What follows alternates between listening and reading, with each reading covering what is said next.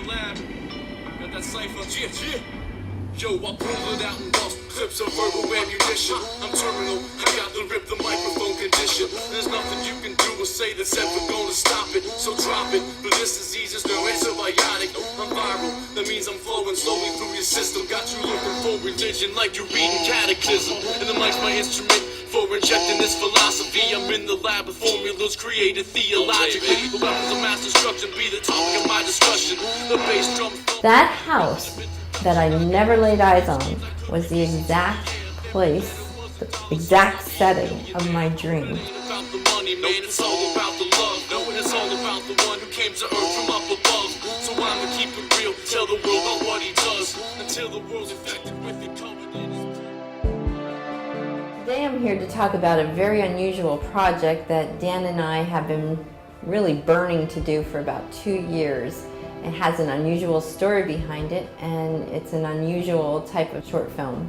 This house, I knew, I was told in the dream it was a prison, even though it looked like a home, but there was a darkness kind of over it. Further up in the dream, there was a teacher and apprentice. I just knew who they were. Surrounding them were 3 prison guards. The prison guards are blind, but the audience doesn't know that yet. They were taken and put in a room and closed, and there was a prison guard outside the door posted to them. They were each given a whip before they were put in the room though. The implication that was given was you just knew that they were to beat each other. The teacher would be the one that you would assume would not use the whip, and he truly was the first one that cracked the whip at the apprentice. And the apprentice, he had a choice. And when that choice came, I saw an audience. And I saw an audience on earth of people. It was such an important outcome. This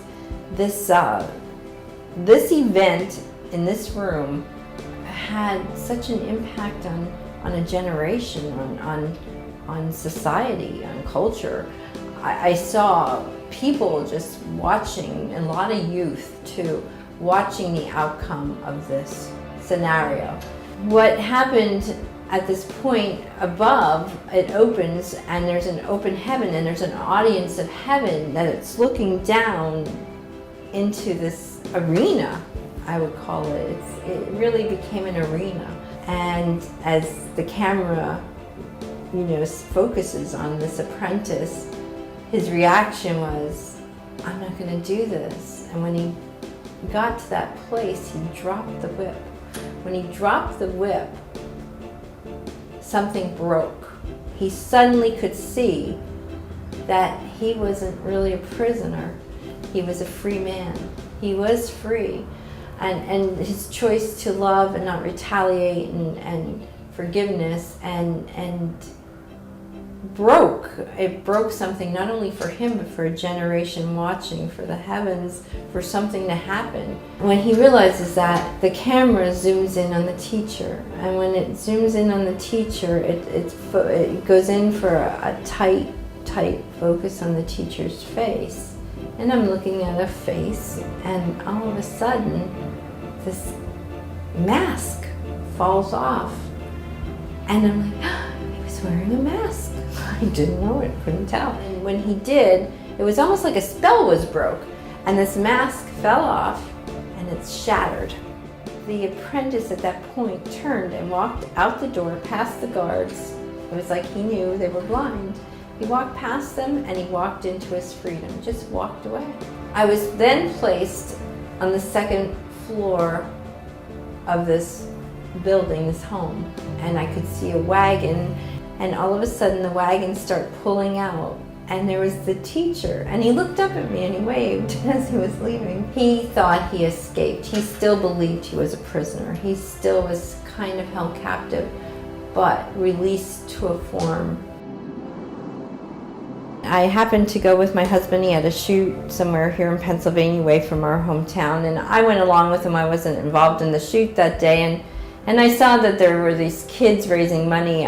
They were going on a trip to Israel, And I was talking to a man, and somehow it just seemed more than coincidence. I start talking about this dream. We got on the subject of this dream that was a year old, and that's not something I went around talking about after time passed. And he said, I have goosebumps. As I was describing, he said, I think I know where your house is. Well, here his in-laws had bought a tract of land, and on this tract of land sat a house, and it sounded so much like what I described when I was describing my dream, the setting. So he told me where it was, and I drove over there, and that house that I never laid eyes on was the exact place, the exact setting of my dream. We were just so in wonder and awe of, wow, this is bigger than us. This is not we want to do it kind of thing. This is, no, we were called to do this. Here we are on location. I wanted to bring to you the home that was in my dream. And it does very much go with the 19th century feel I had with the dream. It's very primitive. Very few changes have been made.